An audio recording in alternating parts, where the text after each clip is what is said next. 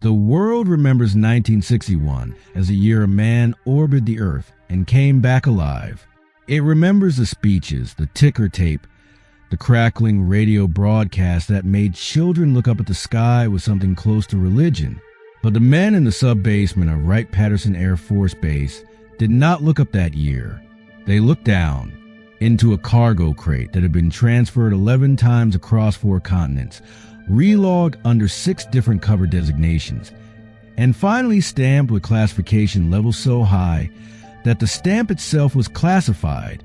The crate was labeled Recovered Meteorological Equipment, Batch 7. It was not meteorological equipment. Welcome to Elder Murk, where the classified files breathe and the silence between radio transmissions hides the loudest screams in human history. Tonight, we open the record that was never meant to survive. A program so deeply buried it does not exist in any FOIA archive, any declassified memo, or any congressional oversight hearing that has ever been made public. The survivors called it Project Mirage Glass. The men who ran it called it something simpler. They called it the education. It began, as most catastrophes do, with something falling from the sky. August 12, 1961. A remote stretch of high desert outside Tonopah, Nevada. A shepherd named Dario Vasquez reported a sound to the county sheriff the following morning. Not an explosion, not a crash, a cessation. He said the air itself had decided to stop. He said the world held its breath for 3 full seconds and then forgot to exhale. The sheriff wrote it off as heat. The Air Force did not. By dawn, a 40-foot section of the desert had turned to glass, not from heat. The sand beneath it was not fused by any thermal event the metallurgists who arrived 18 hours later could identify. It had been rearranged at the molecular level. Each grain of quartz restructured into a perfectly smooth, perfectly transparent surface. And the surface reflected not the Nevada sky above it, but something else entirely. A sky with 2 moons, a sun that pulsed red and slow, like a heartbeat that had been running for longer than our sun has existed. Dr. Harriet Voss was the first civilian scientist to see it, a materials physicist from the Lawrence Berkeley National Laboratory. She had been flown in on AC-130 with no briefing, no context, and a non-disclosure agreement that referenced criminal penalties listed under statutes she had never encountered in any legal document she had previously read. She knelt at the edge of the glass and pressed her palm flat against it. It was warm. She wrote in the field notes that were confiscated 40 minutes later.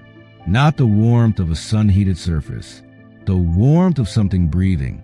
Buried beneath the glass, in a pocket of air that should not have existed under 30 feet of compressed silica, they found the object. It was not a flying saucer. It was not a disc or a cigar or any shape the tabloids had been printing for 15 years.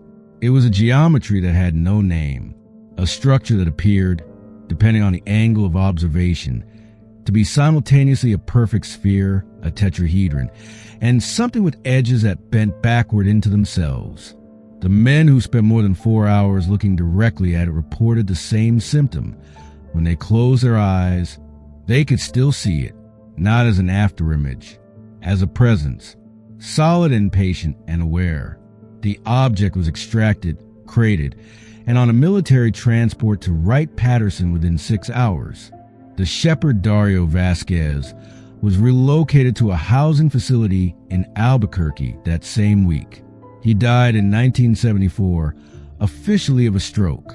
The attending physician noted, in pencil in the margin of the death certificate, in a notation that was never officially filed and only discovered decades later during a private archive review, eyes remain open.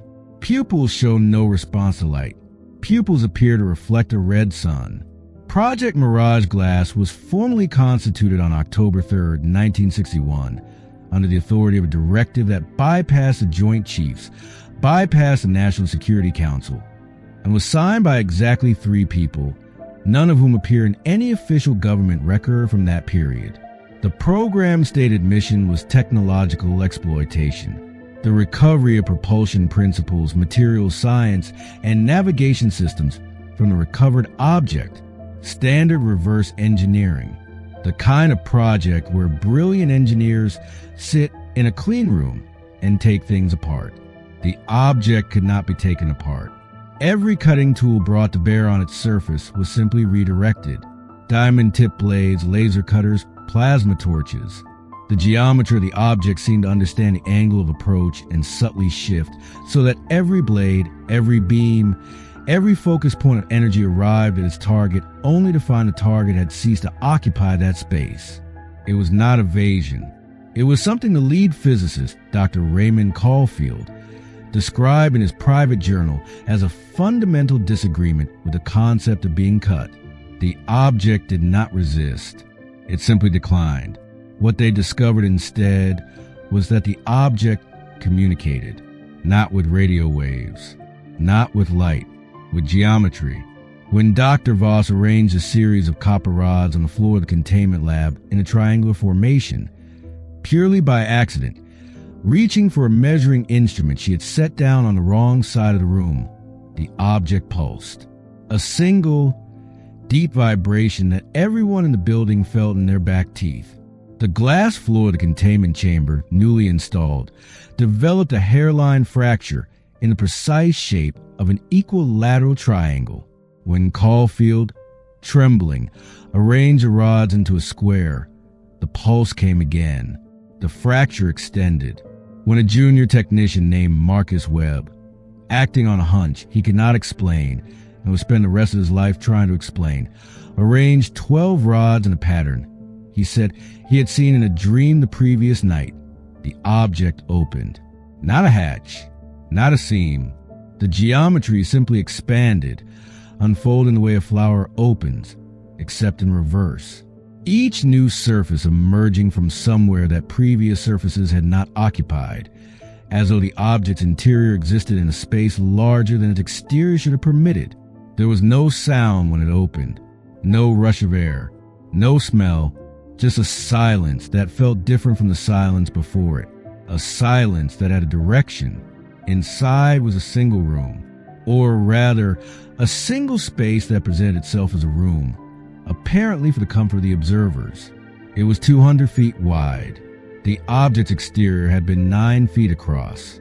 They sent Webb in first, not because he was expendable, though the report would later categorize him as such, but because the object appeared to recognize him.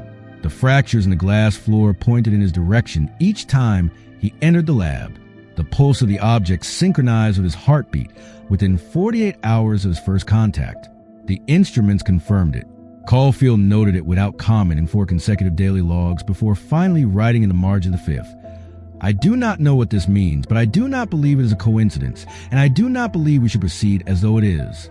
Webb was inside for 11 minutes. He came back speaking in a language that did not match any known phonetic family. Not Sumerian, not Proto-Indo-European, not any constructed or dead language in the NSA's archive. A linguistic analyst brought in undercover identity listened to the recording for 3 hours, then submitted a 2-sentence report. The phonemes are consistent across all utterances, suggesting a structured grammar. The semantic content, however, does not appear to be intended for a human listener. Over the following week, Webb translated, if that is even the right word for what he did, what he had experienced inside the object. He said the interior was not a ship. It was not a vehicle of any kind. It was a library, not a library of books or of data in any form human engineers had encountered, a library of events. Specifically, a complete and navigable record of every moment in human history in which a human being had looked at the sky and understood, for the very first time, that they were not alone. Every moment of genuine and unmediated contact. Every shepherd on every hill across every century who had seen something that shattered their entire understanding of the world they lived in. Every sailor, every farmer, every child. Filed and indexed and cross-referenced in geometry that rendered history not as a timeline, but as a topology, a surface that could be explored in any direction, with every moment equally present and equally accessible. Webb said the library was not built for humanity. It was built about humanity. It was a catalog. and humanity was a specimen. They are not studying us the way we study each other, Webb told Caulfield during the debriefing. His voice flat and inflectionless, his eyes focused on something slightly behind Caulfield's left shoulder. They are studying us the way we study cells under a microscope, not with malice, not with affection, with the dispassionate interest of an observer who has all the time in the universe and no particular investment in the outcome. Dr. Voss made the critical error in March of 1962, attempting to replicate the interior conditions of the object using electromagnetic frequencies, specifically to recreate the resonance that Webb had described as a medium through which the library was navigated. She built a signal generator and set it to broadcast from the sub-basement of Wright-Patterson at 17.4 hertz. 17.4 hertz sits at the lower boundary of human hearing. It is also, as researchers in the decades since have documented in context, entirely unrelated to whatever happened in that basement. The frequency at which the human eye begins to experience mechanical resonance, micro vibrations in the optic fluid that can produce vivid visual phenomena without any external light source whatsoever. Voss did not know this. She was following Webb's geometric notes, not acoustics research.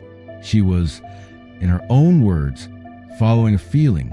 The signal ran for 4 minutes before the base commander ordered it shut down. In those 4 minutes, 14 personnel on the floor directly above the lab reported seeing figures standing in their peripheral vision that vanished when looked at directly. A general inspecting an unrelated facility 3 buildings away stopped mid-sentence and wrote 17 pages of densely packed text in a language he did not speak and could not identify. He had no memory of doing so.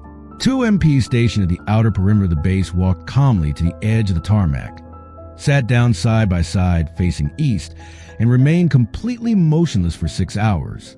Neither of them could explain it afterward.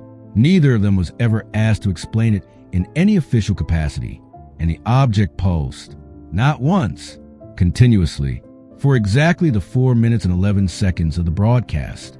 When the signal was cut, the object contracted, just slightly, just measurably, just enough for Caulfield's instruments to record reduction in apparent volume of approximately 3%, as though it had exhaled, as though it had been listening and had decided, having heard enough, to settle back into itself.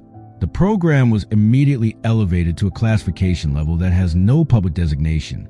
Webb was placed in permanent isolation in a facility that does not appear in any publicly acknowledged military installation list.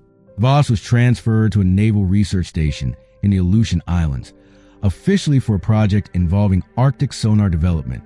Her personnel file shows no further research publications after 1962. Caulfield continued. He always continued. By 1967, Raymond Caulfield had been living with the object for 6 years.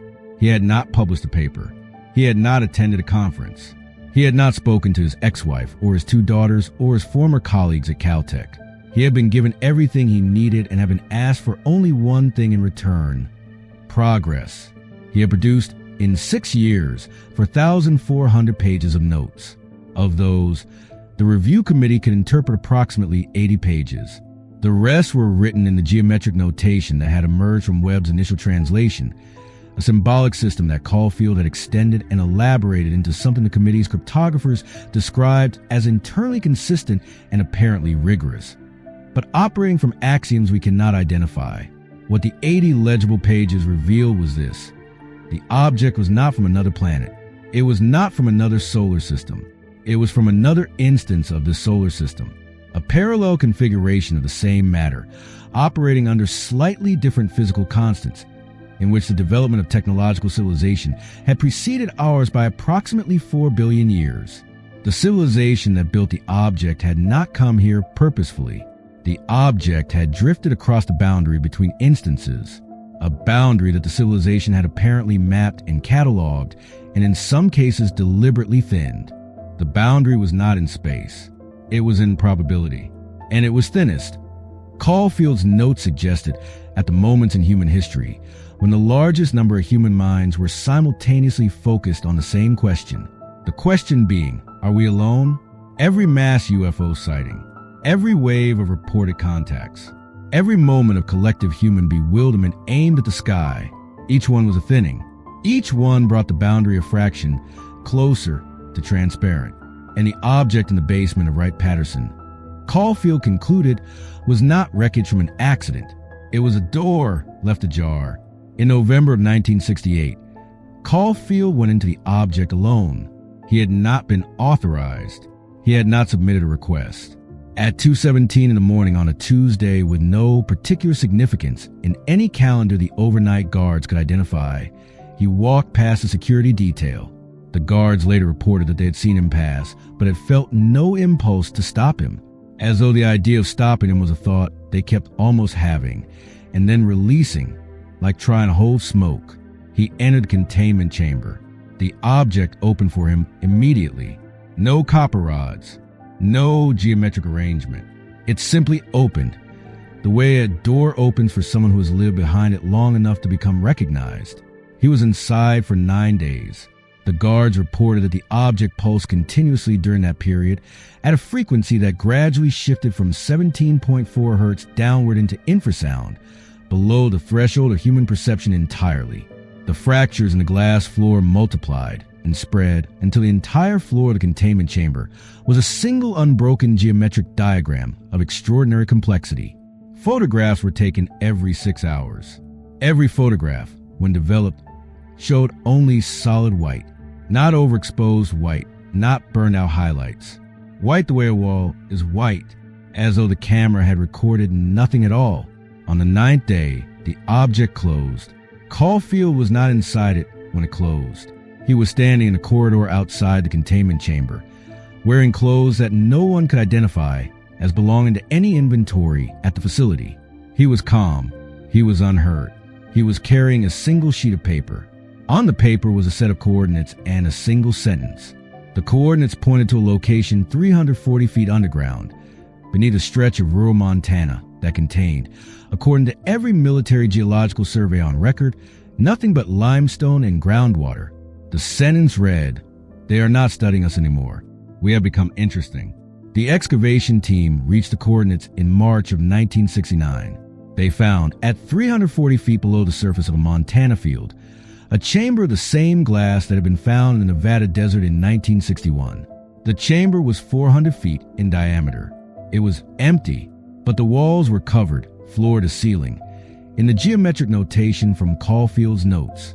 Every symbol, every relationship, the entire 4,400 pages of work he had produced over 6 years, reproduced in full on the walls of a chamber that had been sealed by geological evidence since at least the late Pleistocene. The chamber predated the Wright-Patterson recovery by at least 11,000 years. Caulfield had not discovered anything. He had remembered it. The object had not brought anything to Earth. It had come home. Project Mirage Glass was officially terminated in 1971. The object was transferred to a location that does not appear in the records that were themselves transferred. Raymond Caulfield died in 1972. Causes listed as cardiac arrest. The medical examiner noted, in a report that was suppressed and only partially recovered through a private researcher's records request decades later, that the cardiac tissue showed no signs of the cellular degradation consistent with any known cardiac event. The tissue was, the examiner wrote, structurally reorganized, as though the cellular architecture had been deliberately and carefully dismantled and rebuilt along different geometric principles. Marcus Webb lived until 1989. He spent his final years in a care facility in rural Oregon. The staff reported that he was calm, cooperative, and often helpful to other residents. They also reported that on clear nights, he would sit at his window and trace patterns on the glass with his fingertip, the same pattern, over and over for hours at a time. No one was ever able to identify what the pattern represented. A researcher who visited him in 1987 and managed to photograph the glass the morning after one of these sessions noted that the pattern Webb had traced did not match any known geometric notation in any published or declassified source she had access to. It did, however, match, with precision she described as impossible, one of the unreadable sections from Caulfield's 4,400 pages. Dr. Harriet Voss published one paper after 1962. It appeared in 1983 in an obscure materials science journal with a circulation of approximately 400 researchers worldwide. The paper concerned the crystalline restructuring of quartz under non-thermal pressure. It was technically rigorous and received 2 citations in the decade after its publication. In the acknowledgments section, where researchers typically list funding sources and grateful mentions of colleagues, she wrote only this: "To the geometry that taught me that all walls are also windows, if you know which side of them you are standing on. The glass in Nevada is still there. The official record designates it as a geological anomaly, a natural silicification event of the kind that occasionally occurs following certain types of lightning strikes. There's a chain link fence around it. There's a sign that reads authorized personnel only. Travelers on the highway report that the glass, on certain evenings, reflects a sky that does not match the one above it. No one has investigated. No one has been asked to. Tonight, we have walked the corridors of a program that was never meant to be found. We have touched the geometry of a civilization that watches us the way we watch the stars, with patience, with distance, and with a curiosity that has no obligation to become kindness. The files of Project Mirage Glass are not closed. They are simply filed in a system whose index you have not been given. Stay curious. Stay skeptical. And the next time you look at a window and notice that your reflection stares back at you half a second too late, remember that the glass was always listening. If this transmission found you, subscribe to Elder Murk and join us against the encroaching silence. Leave your own echoes in the comments below. We are still here. We are still recording until the geometry shifts. There is one detail that did not make it into any of the documents we have described tonight because it did not exist in any document. It exists only in the account of a single individual, a signals technician who worked the overnight shift at Wright-Patterson for 11 months in 1963 and 1964, who gave a recorded interview to a private researcher in 2004 under condition that his name never be published in any form. The researcher honored that condition. The recording was shared with permission with a small network of people who have spent years attempting to piece together what actually happened inside that program. The technician said that on 3 separate occasions during his time at the facility, he was called into the containment chamber in the middle of the night to reset monitoring equipment that had malfunctioned. On each of those 3 occasions, the object was doing something he had not been briefed about and that no one ever discussed with him afterward. It was projecting, not light exactly, but something in the same family as light, something that landed on surfaces and created images the way light creates shadows. The images were people, ordinary people, he said, people doing ordinary things. A woman hanging laundry in a yard, a man reading a newspaper at a kitchen table, kids playing in a street somewhere that looked like it could have been Kansas or Ohio or anywhere like that. Completely mundane, completely still like photographs, except they moved slightly, breathed slightly, blinked. He said the thing that stayed with him, the thing he never stopped thinking about in the 40 years between that basement and the interview room in 2004, was not that the images were strange. It was that they were not. They were just people, going about their lives with no idea they were being observed, no idea they were being cataloged, no idea that somewhere in the sub-basement of a military installation in Ohio, an object that had traveled across the boundary between 2 instances of the same reality had chosen, out of everything it could have shown the people in that room, to show them this. Regular human beings, living regular human lives. He said he stood there for a long time looking at the woman with the laundry, and he said what he felt was not fear. What he felt was something much harder to describe, something that felt like being seen by something that had no face. The review committee was informed of projections. Their response, according to the technician, was to add a note to the monitoring log and adjust the observation schedule. They did not find it remarkable. They had already stopped being surprised by the object by that point. Caulfield had told them this would happen, not the projection specifically, but the general pattern he had written in the 80 readable pages of his 4,400. The longer we observe it, the more clearly it observes us. This is not a side effect of the interaction. This is the interaction. The observation is mutual and always was. We came down here thinking we were the scientists. That distinction was revised on first day, and no one told us. There is another element to this story that deserves its own moment, because it connects a Mirage Glass program to something that most people who have studied Cold War history will recognize by a different name entirely. In January of 1964, for months after the signal test that sent Voss to the Aleutians and Webb into isolation, a classified internal memo was distributed to a group of senior military and scientific advisors in Washington. The memo did not name Project Mirage Glass. It did not reference Wright-Patterson. It was written in language deliberately vague enough to be deniable and specific enough to be actionable.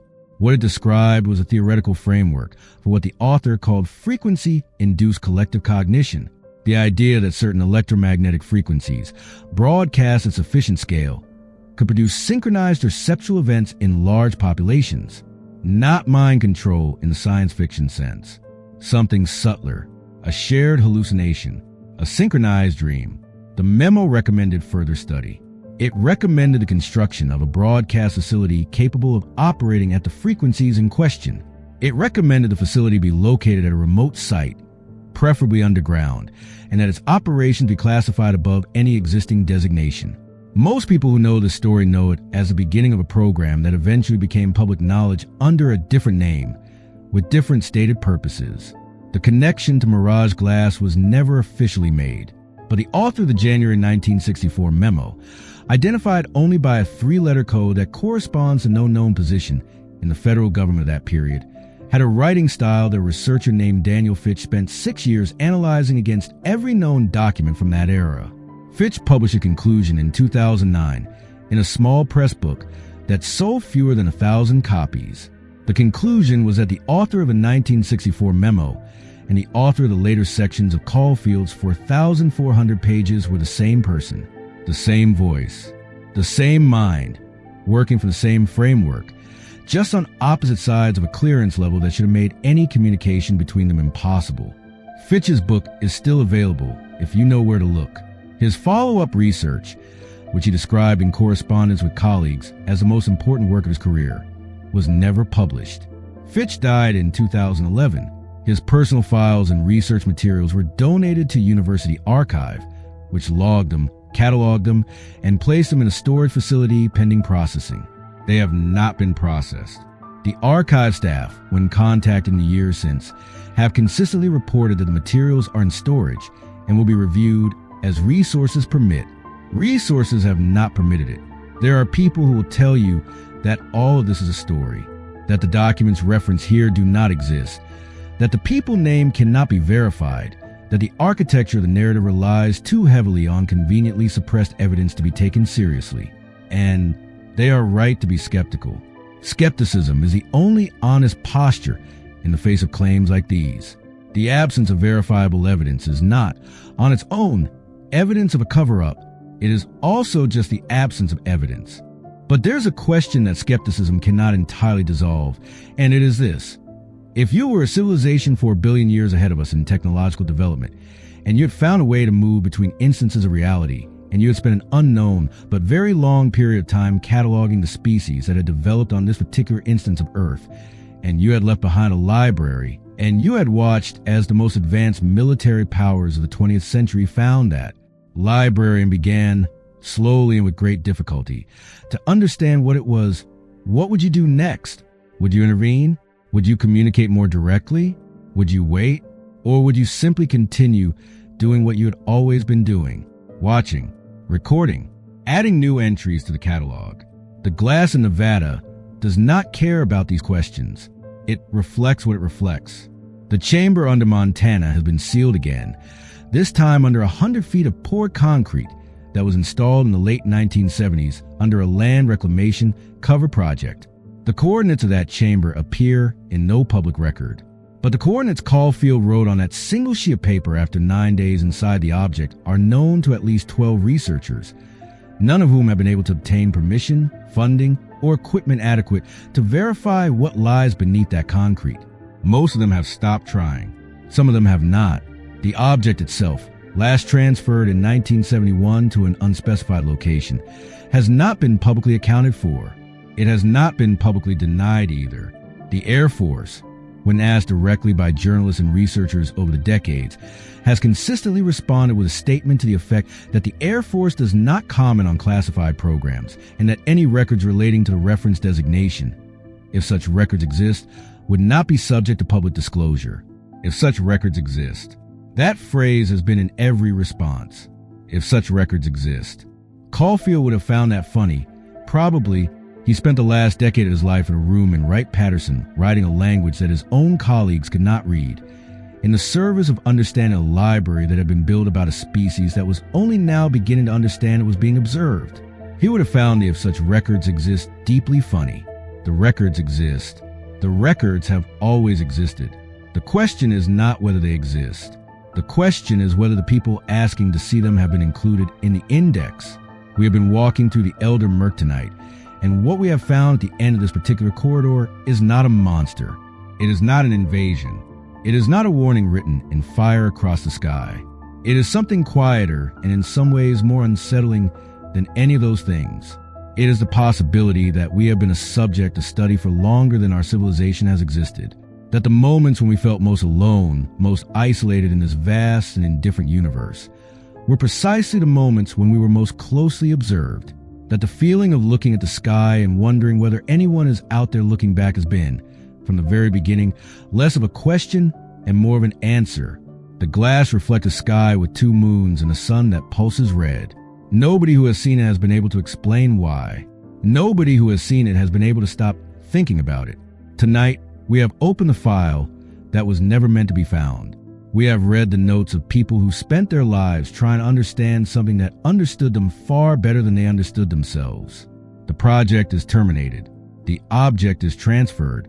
The records, if such records exist, are not for public disclosure. But we are still here. We are still asking the question. And somewhere we have to believe something is still recording the fact that we are asking it. Subscribe to Elder Murk and walk with us through the next corridor. Leave your thoughts in the comments below. Like this transmission, to signal your survival. We are still here. We are still listening. Until the geometry shifts. There is a detail that very few people outside the original program ever learned, and it concerns the nature of the glass itself. Not the glass in Nevada. The surface layer found at the recovery site. The glass inside the object. The floor of the chamber that fractured with every copper rod arrangement, that spread and multiplied during Caulfield's 9 days inside, that eventually covered every inch of the containment room's floor in a single continuous geometric diagram. When the program was escalated after the 1962 signal incident and a new containment protocol was established, a structural engineer named Gerald Soto was brought in to assess whether the glass floor posed a physical hazard to personnel. Soto spent 2 days in the containment chamber with core sampling equipment. He took 12 samples from different sections of the fractured floor. Every sample was sent to 3 separate laboratories under different cover designations, none of which knew the others were analyzing the same material. All 3 labs came back with the same result. The glass was not silica. It was not any compound in any known geological or synthetic catalog. At the molecular level, it was organized in a pattern that the chemist described, independently of each other, and using 3 different sets of terminology as intentional. One of them wrote, and this is a direct quote from a lab report that was classified within 72 hours of its submission, "This material did not form through any natural or industrial process. The molecular arrangement is too regular and too purposeful to be the result of anything other than deliberate design. Someone made this. Someone made it this way on purpose." The glass in the containment chamber had not been produced by the object's landing. It had been produced by the object's presence. Slowly, over the months it had been sitting in that room, the concrete floor beneath it had been converting, being remade, being rebuilt, molecule by molecule, into the same material that lined the chamber inside the object itself. The containment room was not containing the object. The object was, gradually and quietly and without any alarm triggering on any of the monitoring equipment, remaking the room in its own image. When Soto filed his structural assessment, he recommended immediate evacuation of the sub-basement level and a full quarantine of the containment room pending further analysis. His recommendation was reviewed by the 3-person committee with no names in any record, and it was denied. The program continued. The monitoring continued. The glass continued to spread, though it never moved beyond the containment room's walls, as though it understood that there were limits to what its host would tolerate and was calibrating accordingly. Soto requested a transfer 6 weeks after filing his assessment. His request was granted immediately, with a reassignment to a facility in West Germany that he described in a letter to a friend, recovered from personal correspondence after his death in 1991, as the most boring posting of my career and the best thing that ever happened to me. He never elaborated. The friend, who shared the letter with a researcher in 2003, said he had always assumed the comment was about a woman. He said this before he knew what Soto had been working on. After he learned, he stopped assuming. Webb's account of the library inside the object included a description of how the navigation worked, and it is worth spending some time on this because it explains something that the program's scientific staff never fully resolved, which is why Webb was the only person who could enter the object and move through its interior without becoming immediately disoriented to the point of incapacitation. The library, as Webb described it, was not organized by time. It was not organized alphabetically or by subject or by any other categorical system a human researcher would recognize. It was organized by feeling, by the emotional frequency of the moment being cataloged. All moments of wonder were grouped together, regardless of when they had occurred or where. All moments of fear, all moments of grief, all moments of that specific feeling that does not have a word in English, but that most humans know. The feeling of standing somewhere vast and realizing for the first time just how small you actually are. Webb said he could navigate the library because he could feel where he was going. He said it was like having a sense of direction that worked not in physical space, but in emotional space. He said the feeling of moving from one section to another was similar to the feeling of remembering something you had forgotten. Not like learning something new, like recovering something you had always known. He also said there were sections of the library he could not enter, not because they were locked or sealed or in any way physically inaccessible, because he did not have the emotional coordinates for them. He did not know how to feel his way there. He said the sections he could not reach felt, from the outside, like frequencies just beyond the range of his hearing, present, real, and completely inaccessible. He was asked whether he believed those sections contained information about humanity. He thought about it for a long time and then said he thought they probably did not.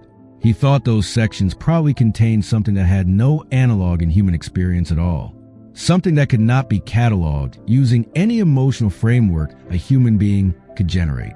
He said the thought did not frighten him. He said it made him feel the way he imagined a colorblind person might feel upon learning that other people can see a color that does not exist in their perceptual range.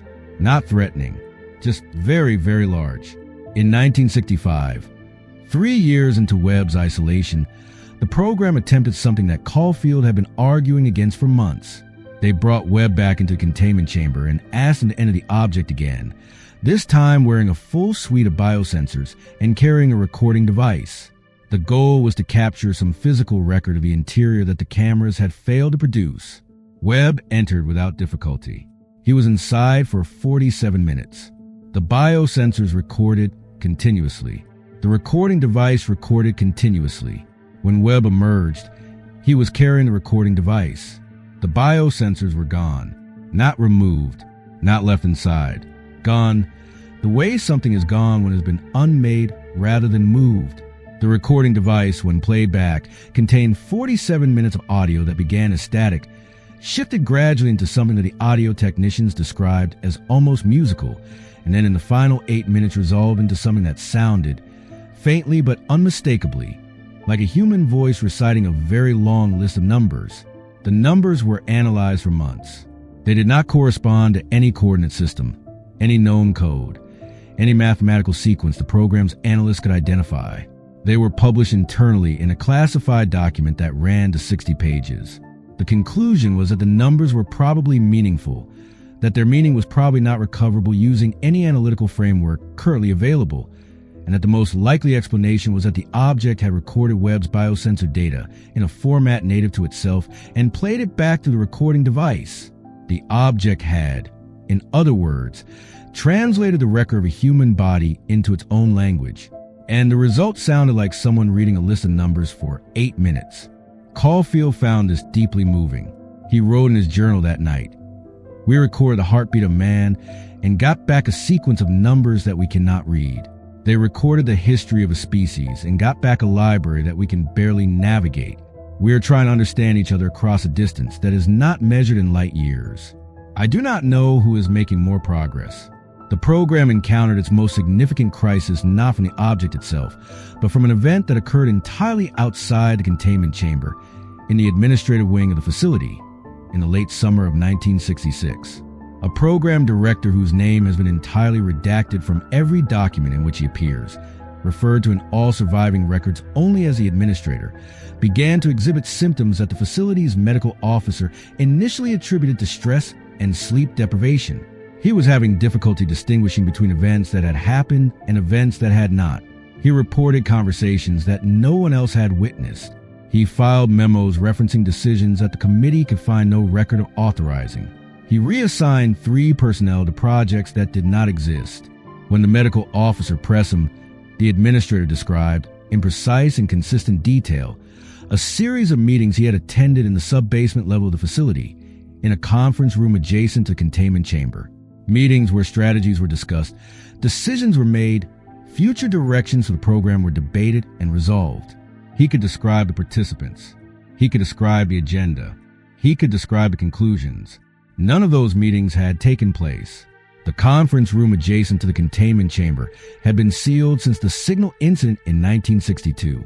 The participants the administrator described included 2 people who were currently stationed in other countries and 1 person who had been dead for 4 years.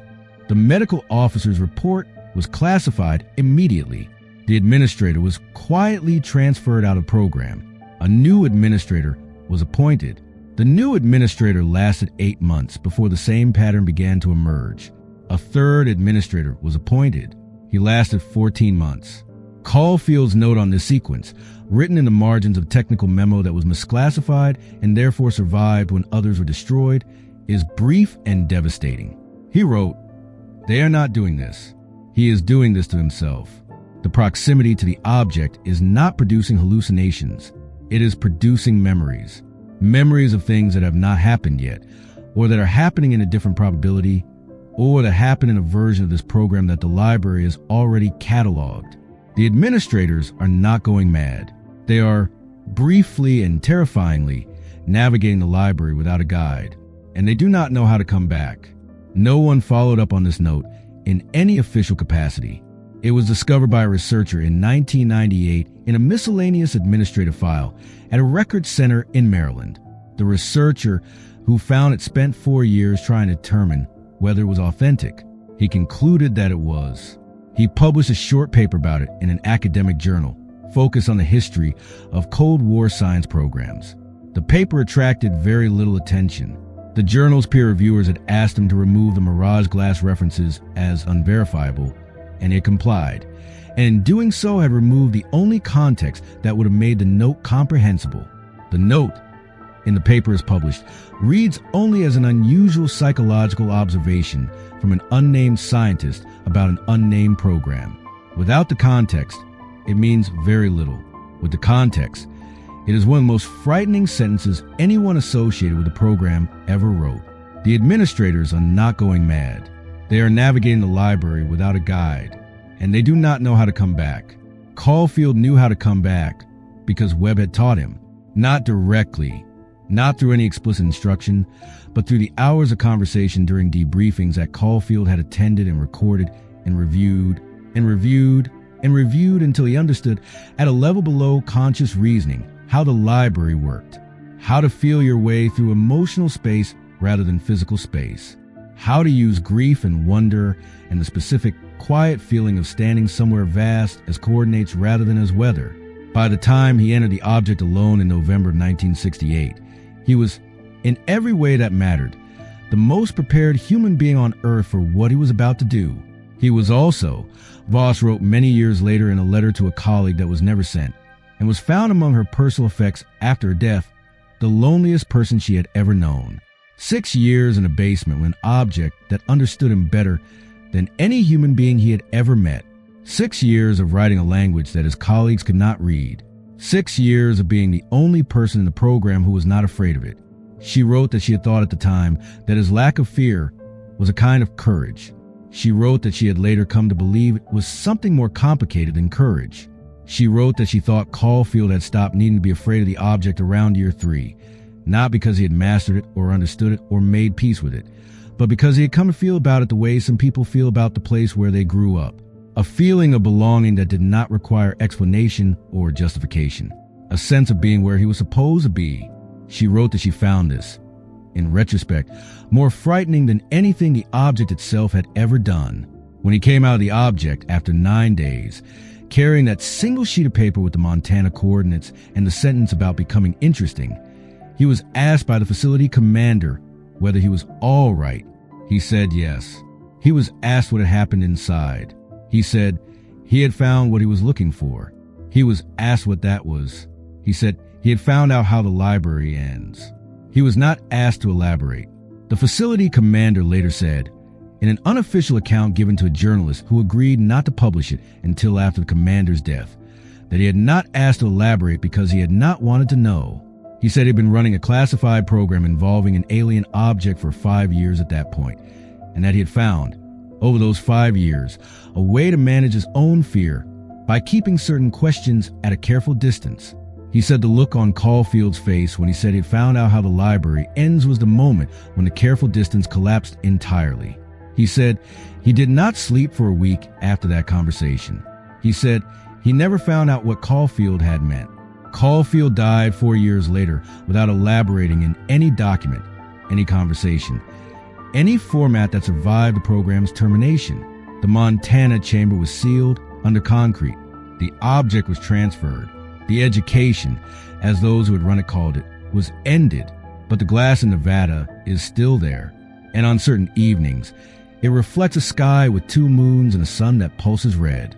And if you stand at the chain link fence and look at it long enough, some people say you get the feeling, quiet and specific and hard to shake, that something on the other side of that glass is looking back, not with malice, not with affection, with the patient, dispassionate interest of an observer who is all the time in the universe and no particular investment in the outcome